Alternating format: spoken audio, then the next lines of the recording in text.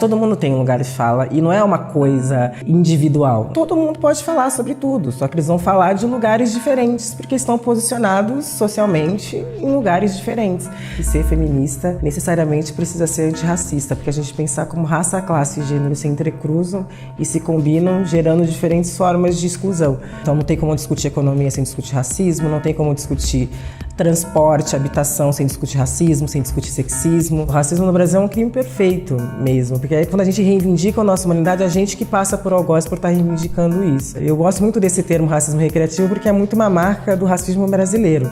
Mas eu penso que um tema que é urgente e necessário de se discutir no Brasil e que não tem como a gente não fazer é o debate do genocídio da população negra.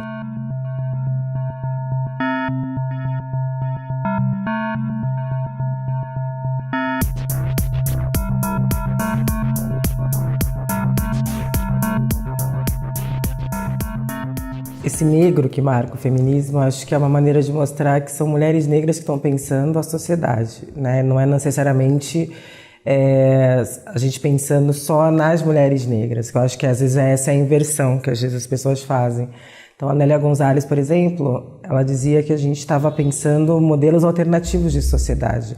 Mas esse negro, ele precisa ser marcado porque para nós a gente entende que ser feminista necessariamente precisa ser antirracista, porque existem mulheres negras, né? Da mesma forma como Audre Lorde dizia, se você é militante da causa LGBT, necessariamente você deveria ser antirracista também, porque existem pessoas LGBTs negras.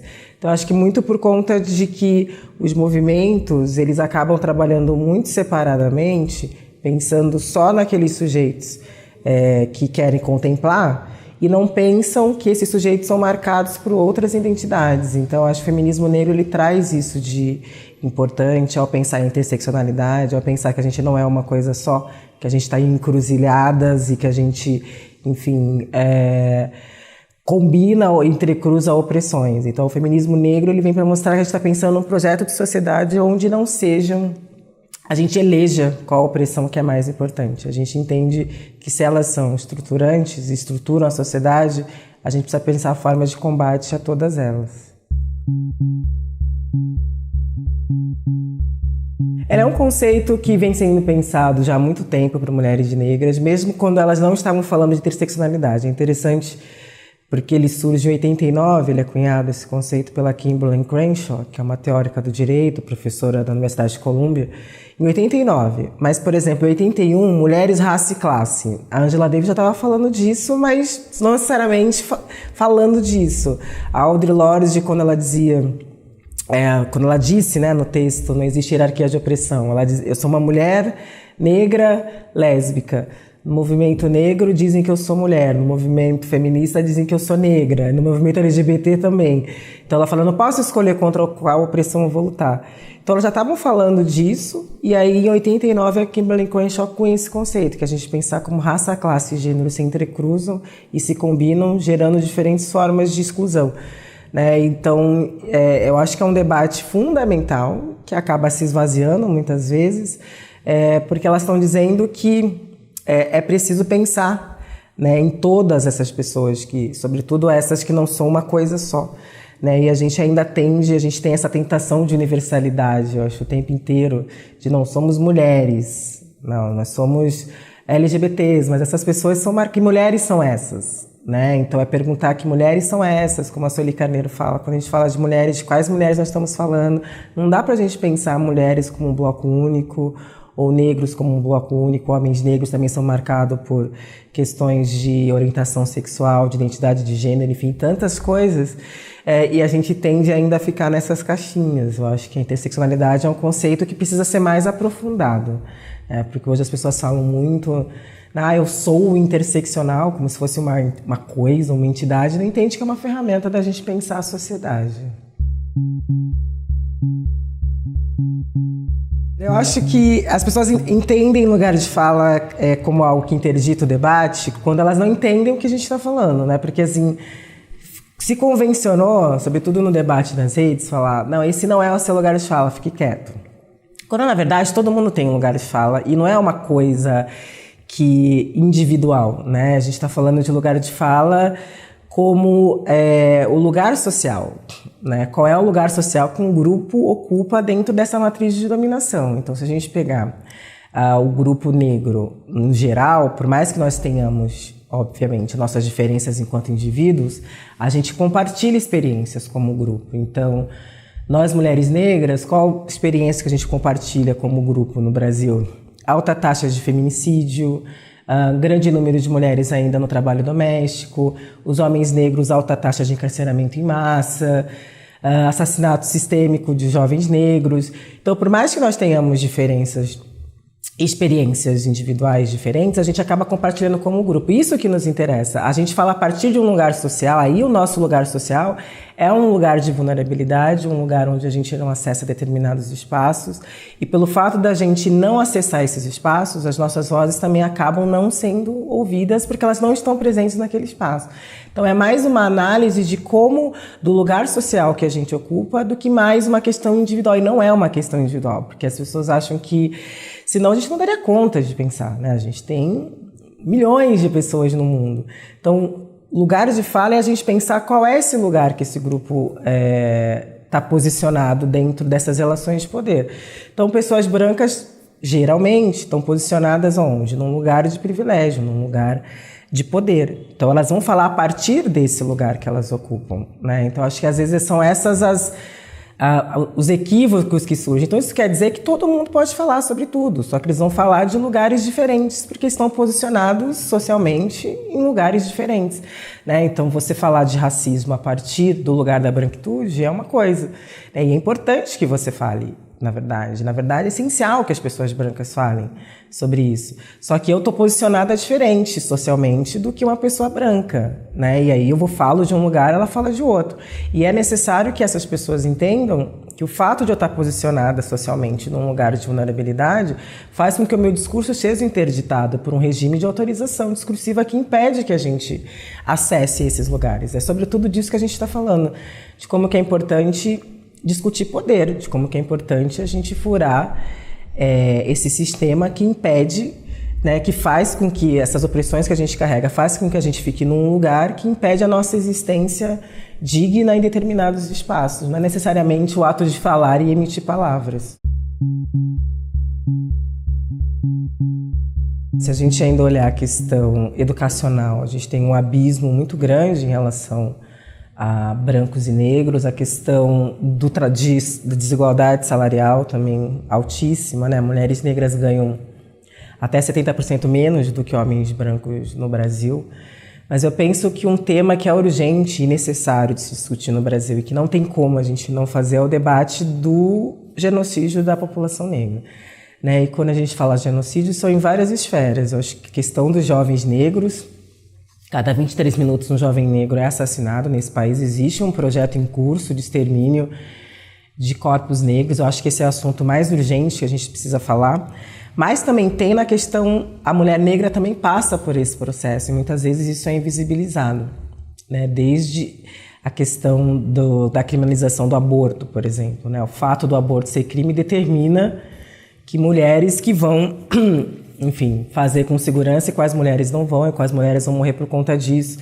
A gente teve um caso que ficou muito midiático de uma mulher que foi esterilizada, né, forçadamente por conta de uma ordem judicial, e as pessoas ficaram muito assustadas com isso, e claro, mas a gente não pode esquecer que isso fez parte de um projeto do Brasil, né, de esterilização em massa de mulheres negras.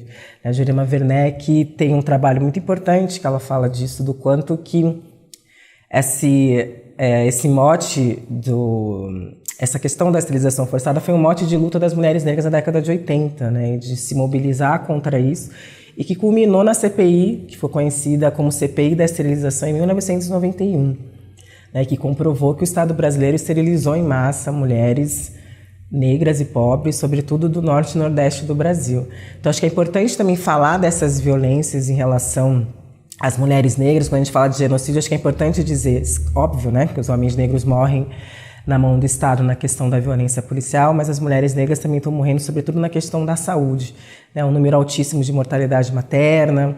Então, eu penso que a gente ainda... São esses assuntos que muitas vezes as pessoas ainda não entendem e banalizam essas mortes, não se comovem tanto com tantas mortes que acontecem todos os dias nesse país, e que as vidas negras são construídas para não importar, e como que a gente trata isso como se fosse a coisa mais comum do mundo. Mais um que morreu, a gente faz, enfim, uma manifestação ali, mas segue. Eu acho que esse é o debate mais urgente hoje. Acho que isso é uma luta histórica dos movimentos negros, mas existe um amadurecimento institucional por parte de algumas gestões. Eu mesma sou muito fruto disso, que eu estudei numa universidade que foi fundada em 2007, eu sou da turma de 2008. Existiu um impacto muito importante na vida de gerações de pessoas negras que tiveram acesso a essa conquista histórica e esse direito, na verdade. Então, e que muda a nossa vida quando a gente tem acesso a políticas públicas que são importantes nessa área. Então, acho que são as duas coisas. Só me incomoda quando se coloca isso como, muitas vezes, a vitória de um governo e tal. É importante frisar que teve toda uma luta, existiu toda uma organização dos movimentos negros historicamente. A própria Conferência de Durban em 2001 na África do Sul, e que o Brasil é signatário desse documento. O Brasil se compromete, em reparar historicamente as desigualdades causadas pelo racismo. O Brasil é signatário de vários documentos, E aí a gente só vai ter as ações afirmativas de fato como lei em 2012, assinada pelo governo Dilma, em todas as universidades federais. Mas é importante frisar que a UERJ foi a primeira a aderir em 2001, a UNB em 2004, Existiram universidades que aderiram anteriormente, antes de virar de fato lei, virar uma questão que deveria ser para todo o Brasil. Mas ainda está muito aquém, do ideal, porque a gente ainda tem que lutar pela questão da permanência desses estudantes na universidade, que tem que garantir o acesso e a permanência, e lembrar que nem todas as universidades estaduais aderiram, porque a lei é para universidades federais. A USP adere ano passado, depois de muita resistência, mas ainda tem um caminho longo para muitas universidades estaduais ainda no Brasil.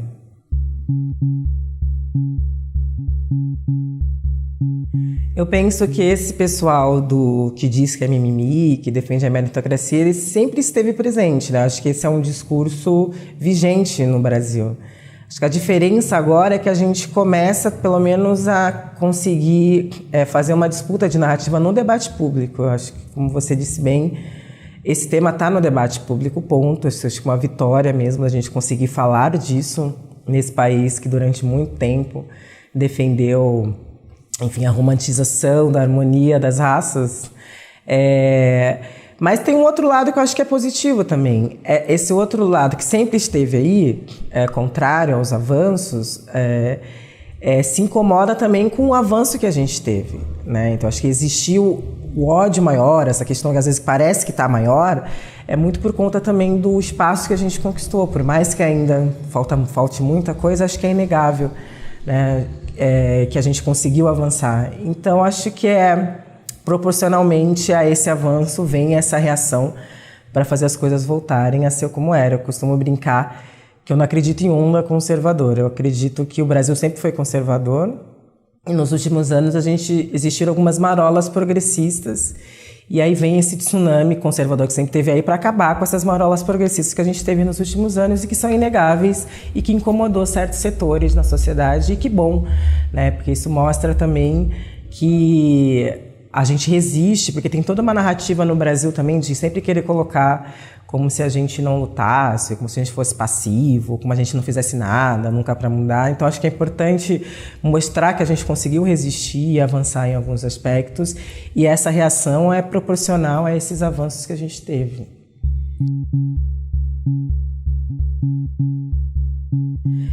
Tem consequências muito graves na construção da nossa subjetividade, Porque tudo é tratado como se fosse jocoso. Então o Brasil naturaliza muito essas questões. Tem um grande pesquisador, o Adilson Moreira, que é professor universitário, doutor por Harvard. Ele vai lançar um livro chamado Que é Racismo Recreativo, onde ele fala como que no Brasil se permitem é permitido, né, se tratar, que as pessoas ofendam as outras como se fosse algo, como se fosse uma brincadeira. Eu gosto muito desse termo racismo recreativo porque é muito uma marca do racismo brasileiro, né, em que em alguns países isso seria inadmissível e que aqui no Brasil se fala como se fosse a coisa mais natural do mundo, e quando a gente reclama, reivindica a nossa humanidade, a gente que é tratado como uma pessoa mal-humorada, uma pessoa que não entendeu. Então, acho que pegar essas características próprias do racismo brasileiro, acho que é muito importante para a gente entender, até porque hoje em dia, inclusive em veículos de massa, isso acontece, até porque as pessoas ainda têm dificuldade de entender que não é brincadeira, que é ofensa, têm dificuldade de... as pessoas estão tão habituadas a fazer que quando elas são cobradas por aquilo, se sentem muito ofendidas e elas acabam virando a vítima. Né, como Kabengele Munanga fala, o racismo no Brasil é um crime perfeito mesmo, porque aí quando a gente reivindica a nossa humanidade, a gente que passa por algoz por estar reivindicando isso. Então essas consequências, acho que isso precisa ser dito e precisa ser falado, porque está tão naturalizado que às vezes as pessoas falam como se fosse a coisa mais comum do mundo. Até a forma de se referir às pessoas negras, né? Aquele negão, ninguém fala aquele brancão.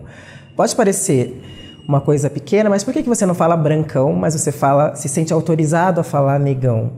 Né, nas mínimas coisas. Então parece que a gente nunca é um ser humano, a gente nunca é uma pessoa, a gente sempre é colocado num lugar de inferioridade e ainda por cima num lugar de mal-humorado ou de pessoas que talvez não entenderam o que eu quis dizer, de tão naturalizado que no Brasil essas questões de se tratar racismo como se fosse brincadeira ou como se tivesse autorização para se referir às pessoas negras de maneira desrespeitosa. Isso acontece comigo o tempo inteiro, né? Às vezes pessoas que eu nem conheço, as pessoas se sentem muito à vontade para vir, às vezes, falar comigo ou pegar no meu cabelo. Ai, nossa, esse cabelo é bonito. Você não está pegando no cabelo das pessoas na rua, né? Ou de me interpelar. Sempre acontece isso comigo em fila no aeroporto, quando eu estou para embarcar para alguma viagem internacional. Às vezes as pessoas vêm falar comigo, o que você vai fazer lá? Você vai dançar? Você vai dançar, né? Eu olho para a pessoa e nem te conheço, né? Como que ela se sente extremamente à vontade para vir falar comigo, perguntar do meu cabelo, saber o que eu vou fazer lá, já a partir do pressuposto de que, porque eu sou uma mulher negra, provavelmente eu vou fazer show de samba, né? E na maioria das vezes eu estou indo para participar de congressos, ou do simples fato de já se referir a você de uma maneira extremamente querendo denotar uma intimidade que não existe, ao passo que ela não faria isso com uma outra pessoa que ela não conhecesse, que não tivesse o mesmo fenótipo que eu. A maioria das pessoas negras acaba internalizando isso e aceitando como verdade, né? Então, quando a Beauvoir disse, né, não se nasce mulher, torna-se, porque antes da gente poder se colocar como liberdade, já existe toda uma construção do que se espera que seja a mulher, né? Então, a gente já nasce numa sociedade que diz, mulher é assim, você tem que se comportar assim, sem que a gente sequer consiga refletir sobre aquilo. Mesma coisa em relação às pessoas negras. Quando a gente nasce, já está pronto isso na sociedade, do que se esperam que a gente seja, né? Então, até a gente ser negro, ser mulher, nascer negro, não necessariamente significa que a gente vai ter consciência crítica para refletir sobre esse lugar. Muito pelo contrário, sobretudo num país que é totalmente alienante. Então você vai ter mulheres reproduzindo esse discurso, homens negros, mulheres negras reproduzindo esse discurso, até porque a gente não foi o que foi ensinado para nós como verdade, são os valores da cultura. E isso tem um impacto muito forte, no sentido de muitas pessoas não saberem que são violentadas, não entenderem que são violentadas, no sentido também dos danos psicológicos que isso causa, que eu acho que é muito importante falar sobre os danos psicológicos. Frantz Fanon tem um estudo muito importante, Peles Negras, Máscaras Brancas, do impacto do colonialismo na nossa psique, de como que isso causa danos psíquicos, que vai desde baixa autoestima até, de fato, você adoecer psiquicamente. Então, são vários os impactos disso. Eu acho que é muitíssimo importante a gente falar de saúde mental para as pessoas negras, porque entender como que é extremamente violento você ter que viver numa sociedade onde a sua humanidade é aviltada o tempo todo e como que isso impacta na construção da sua subjetividade. Há uma tensão, porque, mais uma vez, também te colocam só nesse lugar, né? Eu acho que é importante, eu fiz uma escolha política de ser uma ativista, de ser, mesmo na academia, de produzir conhecimento em que pense em essas questões, porque eu poderia falar, eu estudo Simone de Beauvoir há muitos anos, estudo outros autores, eu poderia falar, talvez, de outras coisas, mas eu fiz essa escolha política. Porque eu julgo que é importante a gente se posicionar e a gente ter responsabilidade social. Mas, ao mesmo tempo, as pessoas também esquecem que você é uma pessoa, que você é um ser humano, que você namora, que você tem filha. No meu caso, eu tenho uma filha, que você viaja, que você gosta de tomar vinho. Então, às vezes, colocam você só nessa caixinha, que aí eu também acho que é desumano, né? Porque, às vezes, sei lá, eu costumo contar essas histórias sempre, num lugar, sei lá, tomando cerveja, e a pessoa chega para falar dessas questões para mim, eu olho, nossa, só queria tomar uma cerveja hoje, né? Porque também, senão, você cai num outro lugar de desumanização. Então, eu sempre pergunto, quando é que a gente é humana? Ou você é discriminada, subjugada nessa sociedade, e que é por conta das opressões estruturais, mas aí quando você ganha uma visibilidade, as pessoas te colocam também num lugar, ai Deus, a diva, eu pergunto, não, quando é que eu sou humana? Eu não sou nenhuma coisa nem outra. Então a gente fica caindo em dois extremos, às vezes, de desumanização, ou da guerreira forte que aguenta tudo, quando na verdade essa construção da guerreira forte é uma construção dessa sociedade racista, em que a mulher negra sequer teve a opção de não ter que guerrear, né? Mas eu também quero ser frágil, eu também quero chorar, eu também quero ter meus momentos de paz como qualquer ser humano, né? Então, acho que é importante também desvincular isso. É a voz de uma causa, mas também é uma pessoa que tem uma vida, que também sofre, que tem seus problemas, que tem dia que, enfim, não quer levantar da cama, tem dia que está feliz. Acho que é importante também humanizar os ativistas, senão a gente cai num lugar muito difícil, né, de uma imagem, né, de uma pessoa forte, o quanto que isso também é violento, você ser a pessoa que tem que ser forte o tempo todo, que ninguém é.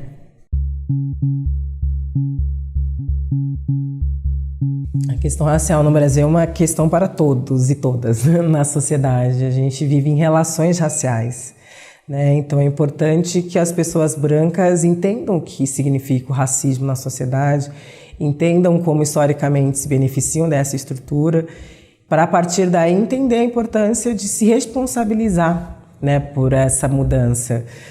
Você tem alguns estudos importantes nos Estados Unidos, na Alemanha, de critical whiteness, né, de branquitude crítica. Isso é muito importante, as pessoas brancas discutirem branquitude criticamente, do que significa ocupar o lugar social do poder, do que significa viver numa sociedade em que o grupo que pertence, né, à branquitude, enfim, ocupa todos esses espaços, e como fazer para desconstrução disso, porque senão parece que é uma questão só das pessoas negras, né? A Grada Quilomba, que é uma autora que eu gosto muito, ela diz: o racismo é uma problemática branca, né? As pessoas brancas criaram o racismo, foi uma elite intelectual, inclusive, que pensou isso, né? Inclusive, é importante desmistificar essa ideia de que racismo é coisa de gente ignorante. Não,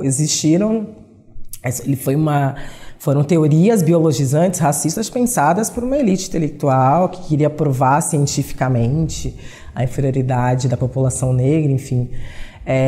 E o quanto que isso, por mais às vezes que pessoas brancas se coloquem como aliadas, o quanto que muitas vezes elas não conseguem refletir sobre o impacto disso na construção da própria subjetividade delas, né? Então, por isso que é importante a escuta, por isso que é importante entender que vai ser uma luta incômoda, não tem como a luta ser confortável, as pessoas precisam de fato sair dos seus lugares confortáveis e entender qual é o seu papel nisso tudo. É um papel de todos e todas. Acho que precisa, inclusive, a gente romper com essa ideia de que lutar contra o racismo é só uma questão das pessoas negras e indígenas, até porque é a gente que está sendo vilipendiado historicamente por conta dessa opressão.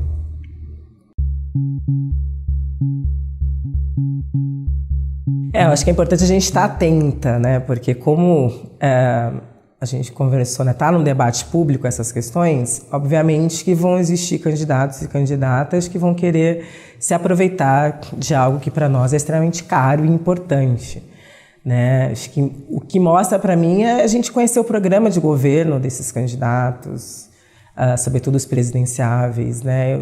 E aos governos nos estados. Eu acho que é importante a gente entender, conhecer o programa de governo, saber quem são as pessoas que estão compondo, que estão construindo esse programa, qual é essa equipe, porque me incomoda muito, muitas vezes, um discurso muito superficial. Não, precisamos falar sobre racismo, porque, enfim, hoje em dia não tem como não falar, as pessoas se sentem até envergonhadas de não falarem disso, mas, ao mesmo tempo, não aprofundar essas questões, de não saber debater quais são os grandes problemas em relação a isso, de não entenderem que questão racial não é uma questão específica, é uma questão que perpassa, enfim, a sociedade. Então não tem como discutir economia sem discutir racismo, não tem como discutir transporte, habitação sem discutir racismo, sem discutir sexismo.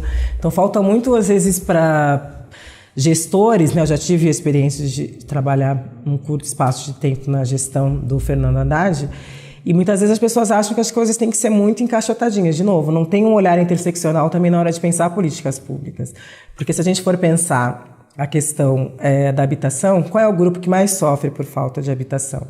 Se a gente for pensar na questão da educação, da saúde, enfim. Então, às vezes as pessoas acham que é só criar uma secretaria de igualdade racial, uma secretaria de equidade de gênero e pronto, resolveu o problema. Né? E não entender que não tem como eu fazer o debate do transporte se eu não discutir gênero ali. Se eu não, as mulheres, no geral, não têm direito à cidade. Se você não tem vaga suficiente nas creches, essas mulheres muitas vezes não têm como sair de casa para trabalhar, porque não tem onde deixar seus filhos. Se você não tem programas para que essas mulheres tenham direito à habitação, muitas delas muitas vezes vivem em relações violentas em casa e não tem para onde ir. Então, acho que falta um pouco mudar essa chave e não trabalhar esses temas como temas específicos, mas como temas transversais que perpassam, eu acho, todas as pastas, todos os assuntos na sociedade, que é, de fato, pensar um projeto nacional. Porque se a população negra não está incluída, a gente não pode falar em nação, né? A gente fala em vários Brasis que estão aí. De fato, pensar um projeto nacional é pensar a questão racial como fundamental e transversal.